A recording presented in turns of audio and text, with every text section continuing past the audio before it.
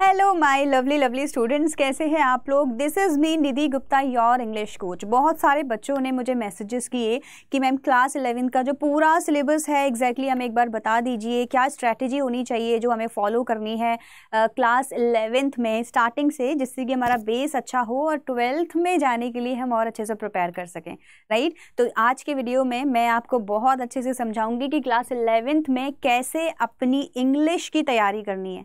सारे सब्जेक्ट्स के बारे में of course all the other teachers are more capable of telling this. मैं आपको इंग्लिश का एग्जैक्टली समझा सकती हूँ कि भाई कैसे कैसे हम लोग यहाँ पे तैयारी करेंगे, क्योंकि आपका जो क्लास 11 का एग्जाम, देखो लास्ट ईयर की तो बात ही कुछ और थी, लेकिन इस ईयर क्या होगा, एक ही फाइनल एग्जाम आपका होगा और उसी पे आपको असेस किया जाएगा। तो सारा सिलेबस आपको अच्छे से तैयार करना है ना। पूरा सिलेबस आपको तैयार करना है, सारा सेक्शंस, 3 सेक्शंस ABC, रीडिंग का, राइटिंग का, ग्रामर का, लिटरेचर का, सारी प्रिपरेशन उसकी करनी है। तो कैसे टाइम डिवाइड करोगे और कैसे इसकी तैयारी करोगे, वो सारी चीज़ें आज की वीडियो में मैं आपको बताऊंगी। न्यू एग्जाम पैटर्न हमको पता चल ही चुका है। एक एग्जाम होगा 100 मार्क्स का, 80 मार्क्स का रिटन होगा, 20 मार्क्स का है आपके इंटरनल असेसमेंट में होंगे। तो वो आप इस तरह से इसका न्यू पैटर्न समझोगे। इंग्लिश एग्जाम का जो अपडेटेड सिलेबस है वो मैं आपको क्लियर करने वाली हूँ। सेक्शन वाइज प्रिपरेशन की टिप्स भी दूंगी कि ग्रामर को कैसे पढ़ना अभी से शुरू करें, लिटरेचर का पार्ट में कैसे समझें, कैसे क्वेश्चंस के आंसर्स लिखना और समरीज लिखना सीखें। उसके अलावा रीडिंग सेक्शन की कैसे प्रैक्टिस करनी है, वो सारी चीज़ें मैं आपको बताऊंगी। एंड द राइट मेथड, क्या होना चाहिए आपका right method for CBSE class 11th English की प्रिपरेशन का, ये सारी चीज़ें हम लोग करेंगे आज के वीडियो में डिस्कस, ठीक है। तो सिलेबस की ऑफकोर्स हम लोग सबसे पहले बात कर लेते हैं, क्योंकि पेपर तो हमें पता है 80 मार्क्स का रिटन पेपर हमारे पास में आने वाला है। उसमें क्या क्या आएगा, ओवरऑल सिलेबस हमारा क्या होने वाला है, वो हम लोग एक एक करके डिस्कस करेंगे।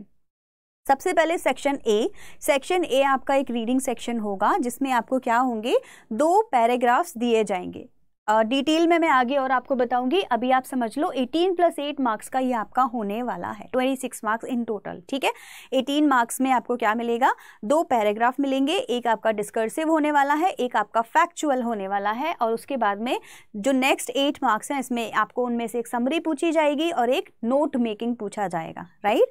तो ये आपका टोटल रीडिंग सेक्शन का पार्ट होगा। सेक्शन बी में आपको राइटिंग स्किल्स दिए जाएंगे, 16 मार्क्स का राइटिंग आपसे पूछा जाएगा। राइटिंग स्किल में 4 राइटिंग स्किल्स बेसिकली आपसे पूछे जाने वाले हैं। कौन कौन से हैं डिटेल में मैं आपको भी बताऊंगी। सेक्शन बी में एक और जो आपका सेक्शन आता है वो है ग्रामर स्किल का। 7 मार्क्स की ग्रामर है, लेकिन ये जो 7 मार्क्स हैं ये आपके पक्का मिलने वाले 7 मार्क्स हैं। हर जगह आपके मार्क्स डिडक्ट होंगे क्योंकि राइटिंग है, लेकिन यहाँ पे अगर आपने ग्रामर में वो एग्जैक्ट आंसर लिख दिया जो आपसे पूछा गया है, तो ये 7 मार्क्स आपके बिल्कुल फाइनल हो जाते हैं। सेक्शन सी आपका लिटरेचर है, जो बहुत अच्छा खासा वेटेज ले रहा है, दैट इज ऑफ 31 मार्क्स।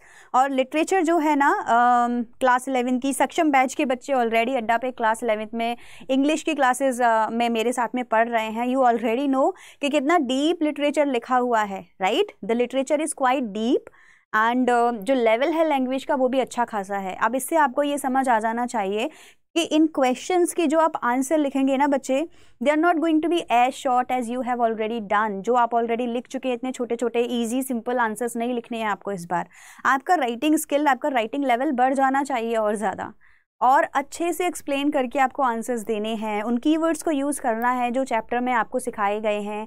ये सारी चीज़ें ऑफकोर्स मैं अपनी क्लासेस में सिखाती हूँ। आप बात कर सकते हैं उन सक्षम बैच के स्टूडेंट से जो ऑलरेडी मेरे से पढ़ रहे हैं अड्डा 24/7 9th and 10th की क्लास के चैनल पे। कोर्स के बारे में थोड़ा बहुत अगर आप जानना चाहेंगे, I will let you know, don't worry.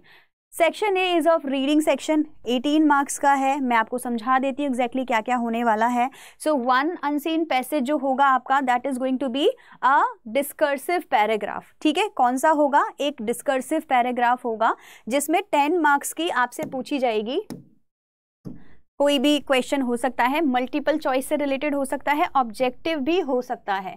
Assess किया जाएगा कि क्या आपने वो पैराग्राफ को अच्छे से पढ़ लिया है और क्या उसके बेस पे जो क्वेश्चंस आपसे पूछे जा रहे हैं आप उनका आंसर दे पा रहे हैं या नहीं। तो 1 unseen passage to assess your comprehension, interpret कर पाते हैं, इंटरप्रिटेशन कर पाते हैं या नहीं। इन्फ्रेंस इन वोकेबलरी, मतलब कभी कभी ना एंटोनिम सिनोनिम भी पूछे जाते हैं, 1 वर्ड भी पूछा जाता है। नाउन दे देंगे, बोलेंगे उसका वर्ब बना के दो, वर्ब दे देंगे, बोलेंगे इससे एडजेक्टिव बना के दो। तो इस तरह से भी आपसे क्वेश्चंस पूछे जा सकते हैं। तो ये क्या होगा, आपका फैक्चुअल भी हो सकता है और डेस्क्रिप्टिव भी हो सकता है।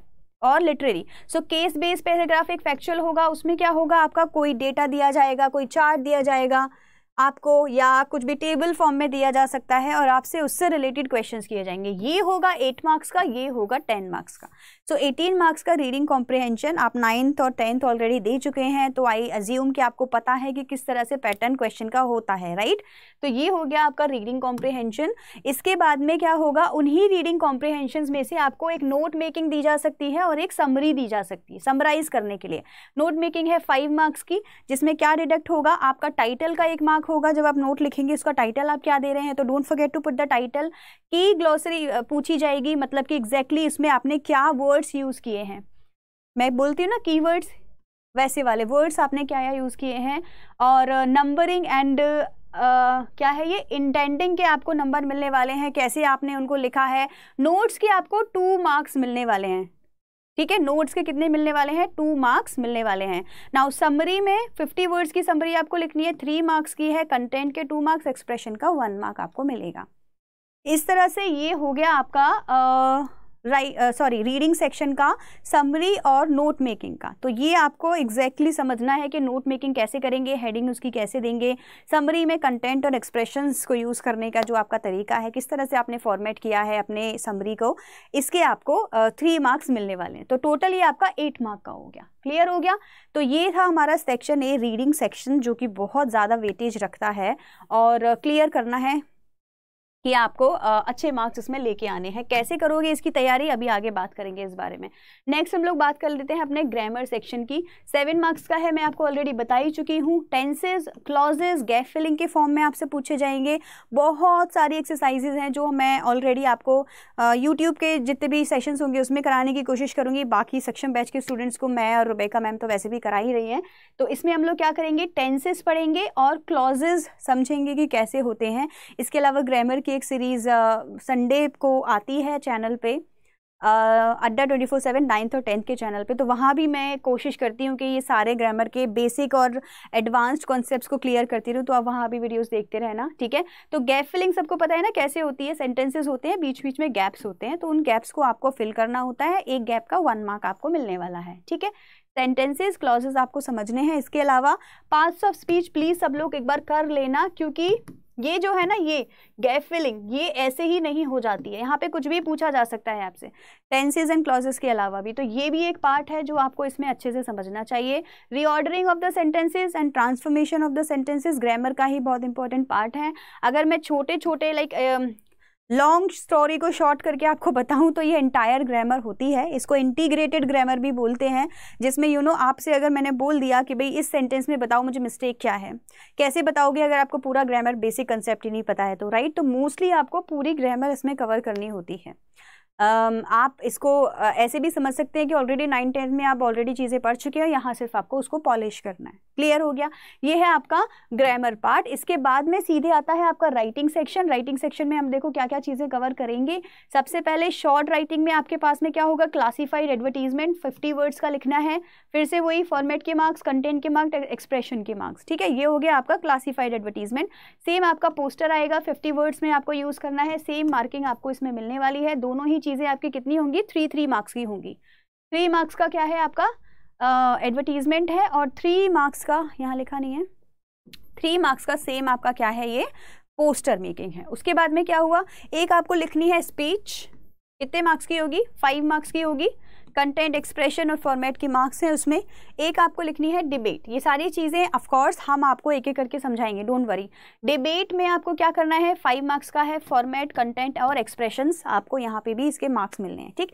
तो 4 राइटिंग स्किल्स हो गई आपकी। चारों राइटिंग स्किल्स के आपके कितने मार्क्स हो गए, 16 मार्क्स आपको मिलेंगे। राइटिंग सेक्शन में मैं आपको एक चीज़ बता देती हूँ कि जो एडवर्टीजमेंट और पोस्टर है ना, इसमें फुल मार्क्स मिलते हैं अगर आपने अच्छे से इसको लिखा है। तो 3 आउट ऑफ 3 आपको मिलेंगे। यहाँ पे डिडक्शन के चांसेस ज़्यादा रहते हैं, क्योंकि यहाँ वर्ड्स पे ज़्यादा फोकस किया जाता है। यहाँ पे आपके क्रिएटिविटी भी ज़्यादा, creativity plus expressions plus words, ठीक है। तो यहाँ आपको फुल मार्क्स मिलने के ज़्यादा चांसेस होते हैं। इसके आगे बढ़ेंगे। नेक्स्ट क्या है आपका, अब आया आपका लिटरेचर सेक्शन, बहुत ज़्यादा इंपॉर्टेंट जो सेक्शन है, 31 मार्क्स का है। इसमें आपके रेफरेंस टू कॉन्टेक्स्ट, आरटीसी आएंगे, शॉर्ट क्वेश्चंस और लॉन्ग क्वेश्चंस भी आएंगे, ठीक है। तो किस तरह से इसकी मार्किंग है वो मैं आपको एक बार बता देती हूँ। हॉर्नबिल आपकी बुक का नाम है, ऑलरेडी ये वाला चैप्टर हम लोग सक्षम बैच में कवर कर चुके हैं, है ना। क्वेश्चन आंसर्स, आरटीसी, समरी, उसकी explanation, everything we have cover. ये पहला चैप्टर है जो हमने कवर किया है, इसके बाद में ये सारे के करके होने वाले हैं। और बाकी के जो आपके चैप्टर्स हैं वो है अ फोटोग्राफ, ये एक पोम है। We are not afraid to die, ये चैप्टर है। Then you have discovering Tut the saga, बहुत अच्छा चैप्टर है ये भी। लेबर्नम टॉप आपकी क्या है, एक पोम है। Voice of the rain, very important poem जो आपको पढ़नी है। चाइल्डहुड हो गया, एडवेंचर हो गया, सिल्क रोड हो गया, और ये हो गया फादर टू सन, ठीक है। तो ये एग्जैक्टली सारी आपकी क्या होने वाले हैं, चैप्टर्स होने वाले हैं हॉर्नबिल के। इसके अलावा आपके पास में स्नैपशॉट्स, जो आपकी दूसरी सप्लीमेंट्री की बुक है, उसमें आपके पास में 5 क्वेश्चन होंगे। तो टोटल 15 क्वेश्चन, 15 चैप्टर्स आपको एग्जैक्टली कवर करने हैं, ठीक है। Summer of the beautiful white horse, address, mother's day, play है, बहुत अच्छा प्ले है, सब लोग पढ़ेंगे साथ में इसको। Birth and the tale of the melon city. 15 chapters में से आपको रेफरेंस टू कॉन्टेक्स्ट आएगा। ये देखो, रेफरेंस टू कॉन्टेक्स्ट आएगा आपको। एक होगा पोइट्री में से, 1 poetry extract out of the 2 from the book Hornbill to assess comprehension, interpretation, analysis and your appreciation. So एक आएगा 3 मार्क्स का पोइट्री में से, एक आएगा प्रोज में से। आपको जो मैंने चैप्टर्स लिखा है आपने देखा ना, उसमें पोइट्री और प्रोज दोनों चीज़ें हैं। तो एक पोम में से आएगा, एक प्रोज में से आएगा, और एक किस में से आने वाला है आपका, स्नैपशॉट्स के जो 5 चैप्टर्स हैं उसमें से, ठीक है। तो ये क्या हो गया आपका, ये हो गया आपका 1, 2 and 3 questions. So 1 prose extract out of the 2 from the snapshot to assess comprehension, interpretation and your analysis. ये हो गए आपके 3, 3 and 4 मार्क्स के आरटीसी। उसके बाद में आपके पास में क्या है, 2 शॉर्ट टाइप ऑफ क्वेश्चंस आने वाले हैं। 2 क्वेश्चंस कैसे होंगे, शॉर्ट टाइप ऑफ क्वेश्चंस होंगे, 1 from prose and 1 from poetry Hornbill में से। 40 to 50 वर्ड्स के ये आपको लिखने हैं, और ये आपका 3 into 2 6 मार्क्स कैरी करेंगे, ठीक, हॉर्नबिल का। ऐसे ही सेम 1 शॉर्ट आंसर आपको किस में से देना है, स्नैपशॉट्स में से देना है, और इसमें भी 3 मार्क्स का होगा, तो ये आपका 3 मार्क कैरी करेगा। So we have talked about RTC, we have talked about short questions.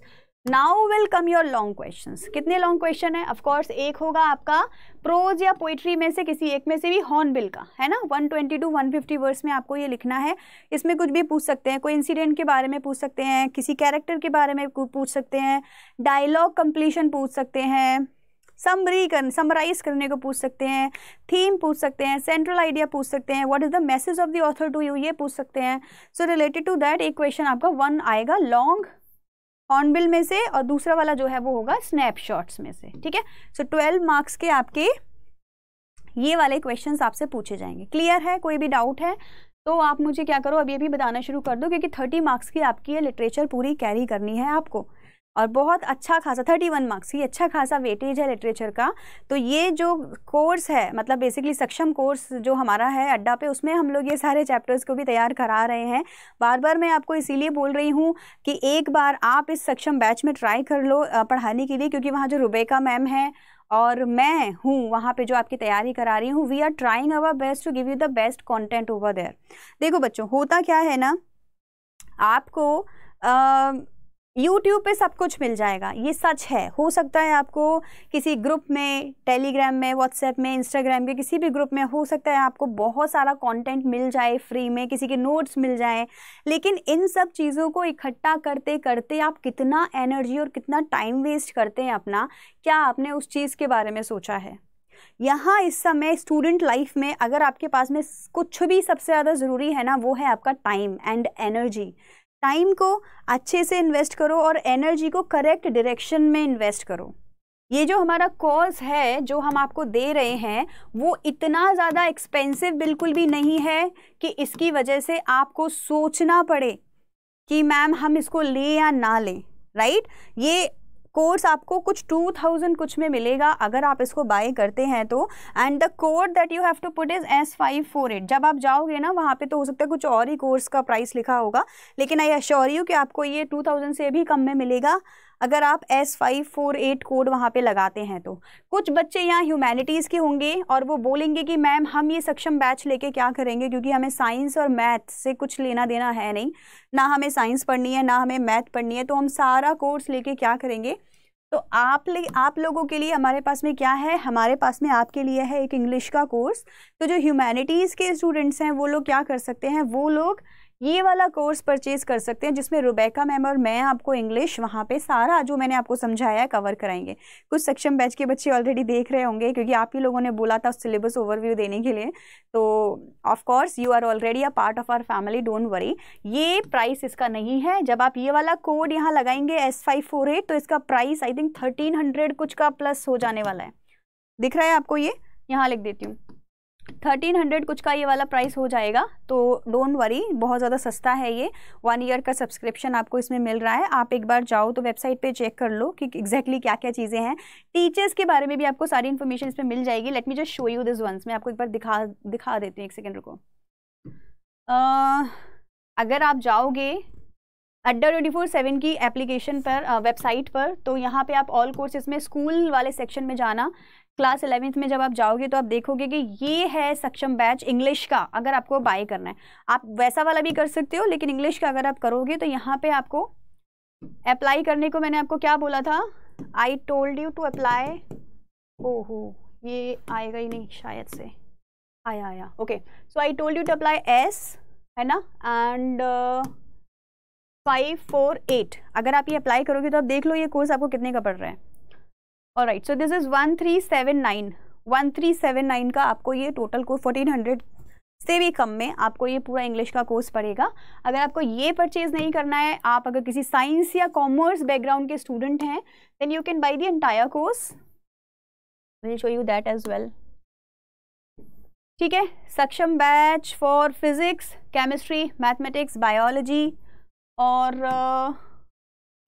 Total Saksham batch भी है फॉर कॉमर्स एंड साइंस। तो जैसे सपोज करो ये आपको कॉमर्स वाले स्टूडेंट्स को ये वाला लेना है, then you would go here, buy now पे जाओ, सेम कोड अप्लाई करना है। 7999 का है, लेकिन जब आप अप्लाई करोगे S548, then of course it's going to change 1839। Amazing. ठीक है, तो ये एग्जैक्टली इस तरह से आपको साइंस या फिर किसी भी सब्जेक्ट का भी अप्लाई करना है। Apply the code and enrol in that.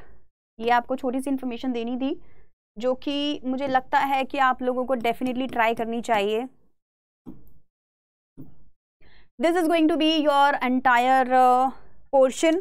100 marks का आपका एग्जाम है। ठीक है, तो ये जो लिसनिंग, स्पीकिंग और प्रोजेक्ट वर्क है, ये स्कूल की तरफ से मिलेंगे, तो आपका हम इसमें कुछ नहीं कर सकते। और असेसमेंट जो आपका होगा उससे रिलेटेड है, तो ये 100 मार्क्स आपके टोटल हो जाएंगे। लेकिन जो 80 मार्क्स हैं, इसकी तैयारी ऑफकोर्स सक्षम बैच में आपको हम लोग डेफिनेटली कराने वाले हैं।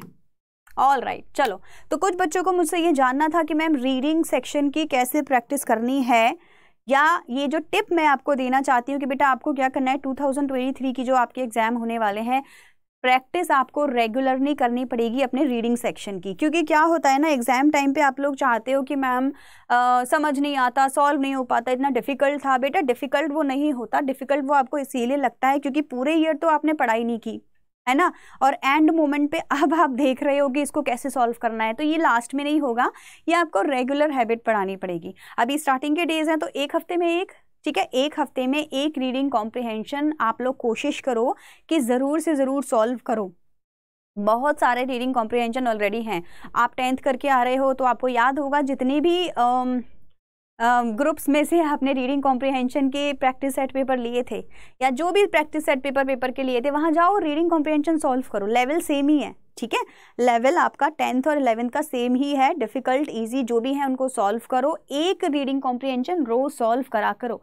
इसके अलावा आपको क्या करना है ना, जो न्यूज़पेपर होता है इंग्लिश का, या फिर अगर आपके घर न्यूज़पेपर नहीं आता है, तो जो मोबाइल पे या लैपटॉप पे आप पढ़ते हो, वहाँ आर्टिकल्स जो होते हैं, किसी भी वेबसाइट को उठा लो, Times of India, Hindustan Times, उनको भी रीडिंग करना रोज़ रोज़ शुरू करो।